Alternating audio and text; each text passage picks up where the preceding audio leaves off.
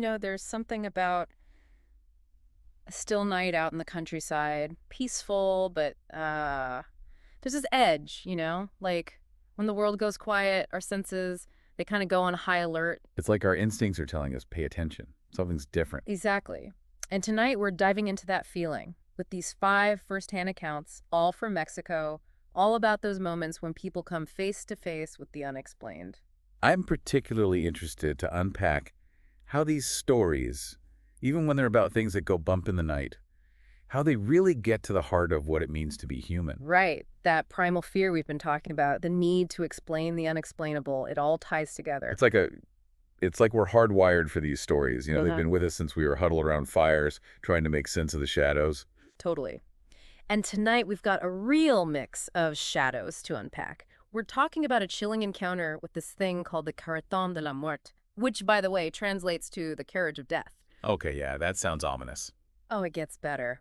We'll also hear from someone who spent the night in a supposedly haunted hacienda, and we've even got not one, but two encounters with the legendary La Llorona. A smorgasbord of the spooky. I like it.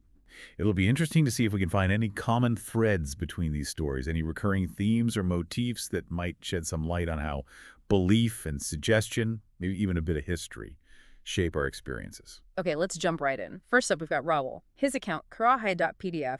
It starts out like a totally normal night, which, spoiler alert, it's not. Imagine this. You're home alone, family's out of town, and it's late. Okay, so far so good. Yeah. A little on the quiet side, maybe, but nothing out of the ordinary. Right. But then, out of nowhere, Raul's woken up by this sound. He describes it as a cart, like wooden wheels on cobblestones. That kind of cart. And that detail right there, the cart, that's what gets me. It's so specific, so evocative of a certain time and place, and yet completely out of place in, say, a modern setting. It's like that feeling when you're flipping through channels late at night and you stumble across an old black and white movie and you know something creepy is about to happen. Exactly. It's like the story is already setting you up for something unsettling. Right. And Raul, he's from the small town. Everyone knows everyone, so he knows nobody uses carts anymore. But the sound, it just keeps getting closer. And he remembers this local legend about the Carreton de la Muerte, this carriage of death. It's this whole thing, like a death omen. Hear it pass your house, it means it's coming for someone. Oh, wow. Have you ever heard of anything like that before? Death omens, I mean. All the time. It's a pretty universal theme, actually. Think about the banshee in Irish folklore or the grim reaper. Right, right. It's that human need to personify death, to give it a face, a form we can understand, even if it terrifies us. It's like facing your fears, but instead of a monster under the bed, it's the inevitability of death rolling down your street in the dead of night. Yikes. Yeah, exactly. So Raul is freaking out. He's frozen in bed, trying to rationalize the sound away, but it just gets closer and closer until it stops, right outside his house. Oh, no. I don't know what I'd do. Probably hide under the covers like a kid. Don't worry, he pretty much does the same thing. He remembers another part of the legend. You're not supposed to look at the carriage, like seeing it means tempting fate. Oh, that's right. I've heard that. Like acknowledging it gives it power over you or something. Right. But then it gets worse. Raul hears a whisper coming from outside, and it's his name. See, that's what gets me. That's the moment when it goes from just creepy to downright terrifying. Absolutely. The sound of the cart, that's one thing, but hearing your name whispered in the dark, it's like the story is reaching out, trying to pull you in. It's like the story knows you're listening. Right. Okay, so it doesn't end there. There's another sound, a heavy thud, like something being dragged across the ground. Okay, see, now that's just cruel. It's leaving that detail open-ended. It's like the storyteller wants us to imagine the worst possible thing. Which we all do, let's be honest. It's human nature to fill in the blanks, especially when the alternative is too terrifying to even contemplate. Exactly. Our brains are hardwired for that kind of storytelling. We crave resolution, so we come up with our own, even if it's scarier than the reality. And in this case, we never find out what made that sound. Which, honestly, might be for the best. Some things are better left to the imagination. True that. So eventually the sounds fade, the sun comes up, and Raul is left trying to piece together what just happened. Was it the carriage of death? Was it all in his head? He doesn't have any answers. That ambiguity, I think, that's what makes these stories so compelling. We're left grappling with the same questions as the witness, trying to make sense of the unexplainable. Totally. And you know what they say about things that go bump in the night? They're usually followed by even creepier things. Bingo! Because to make things even more unsettling, Raul later finds out that his elderly neighbor died that night. Coincidence? Maybe. But the timing, especially with that legend hanging over everything, well, let's just say it makes you think twice about what you believe. It's like our brains are wired to find those connections, to seek out patterns, even when they might not exist. We want to believe there's a reason, an explanation, even if it's something as unsettling as the carriage of death. Right. It's like our own personal horror movie, but in real life. Uh-huh. But hold on to your hats, folks, because this isn't even the end of Raul's story. He has another encounter, and let me tell you, this one is next level creepy. So Raul's already had this brush with what might have been the carriage of death. You'd think that'd be enough, right? But this next story, El Silencio de la Noche, it takes place at his rural property, and things get, well, even weirder. There's often that feeling, right? Like a kind of premonition. Something's off, but you can't put your finger on it. Exactly. And for Raul, it starts small. Animals go missing from his property. He's hearing strange noises at night. And there are these whispers, among the neighbors. Like they know something's up, but don't want to say it out loud. It's like that feeling you get when you walk into a room and the energy's just dot off. Yeah. Right. Like something's not right. So one night, Raul's dog, Coyote, starts barking like crazy. It's nothing. That nothing he can see. Anyway, later that day, he runs into Don Luis, this old friend of his. Don Luis is like the wise old sage of the town. Every town has one. So true. Yeah. And when Raul mentions the dog, mentions the weird vibes, Don Luis gets this serious look on his face. Oh. Yeah, exactly.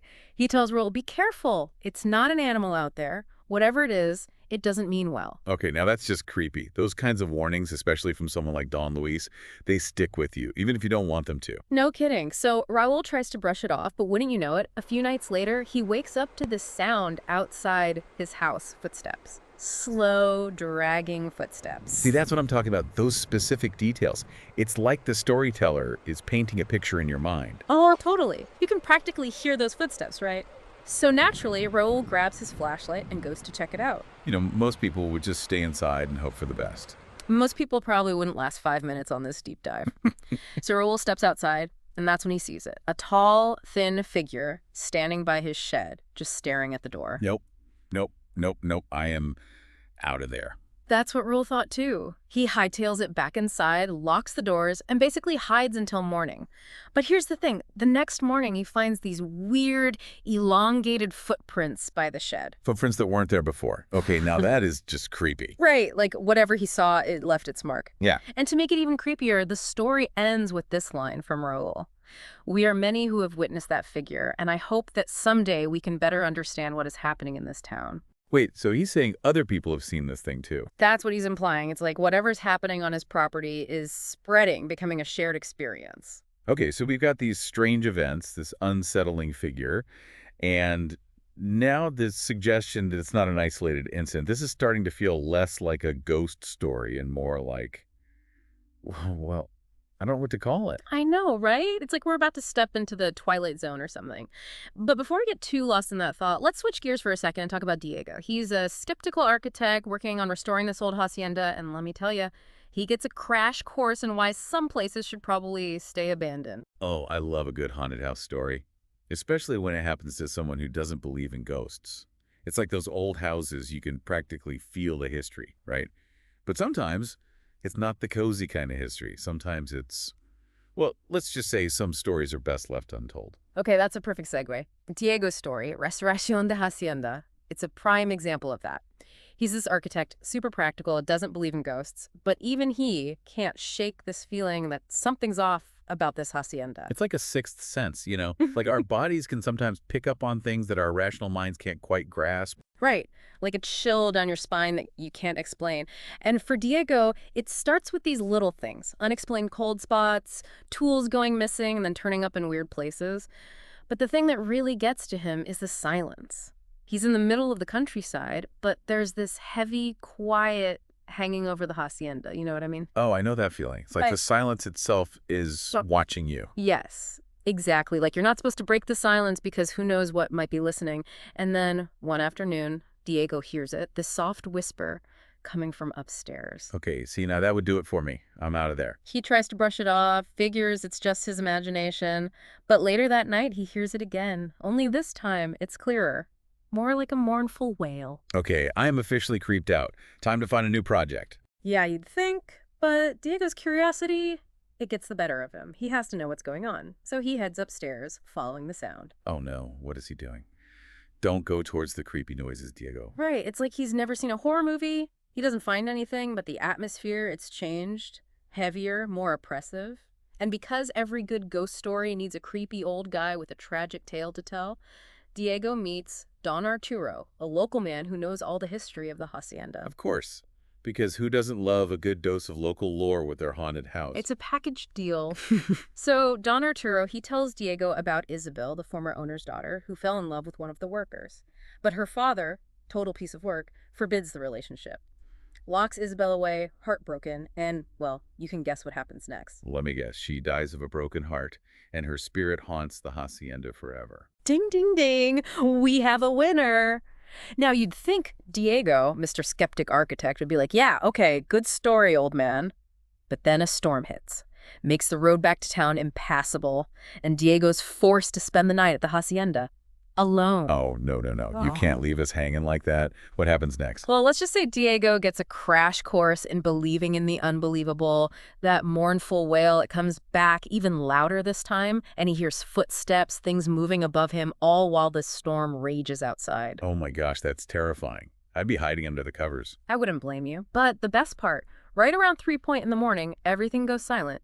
Diego says the atmosphere just felt lighter, like whatever was there had moved on. That must have been the most terrifying silence imaginable. Oh, absolutely. Knowing that you're not alone in a haunted hacienda with who knows what roaming around. But he hightails it out of there the next morning and never tells anyone at the hacienda what he experienced. Probably for the best. Some stories are better left untold. Speaking of stories, we haven't even touched on La Llorona yet. And we've got 2 encounters with Mexico's most infamous wailing woman to unpack. Ah, La Llorona. Her story is everywhere, and it always sends chills down my spine. It makes you wonder, why are we so drawn to these stories even when they scare us? It's like that feeling you get watching a scary movie, right? Yeah. You know it's not real, but there's still that part of you that wonders, what if? And sometimes that what if is enough to keep us coming back for more. But that's the beauty of these stories, isn't it? They tap into something primal, something deep within us that recognizes both the wonder and the terror of the unknown. Absolutely. And that's a wrap on tonight's deep dive. We've gone from the depths of despair with La Llorona to the chilling mystery of the carriage of death with a stopover at a very haunted hacienda. We've talked about the power of belief, the persistence of fear, and the enduring allure of the unexplained. These stories, they remind us that even in our modern world, there are still shadows, still mysteries that defy easy explanation. They remind us that the world is a stranger, more wondrous, and yes, sometimes more terrifying place than we often give it credit for. So as you go about your week, keep an open mind. Pay attention to the world around you. You never know what you might encounter. And maybe, just maybe, avoid any creepy abandoned haciendas. Words to live by. Until next time, keep exploring, keep questioning, and keep listening to those whispers in the dark.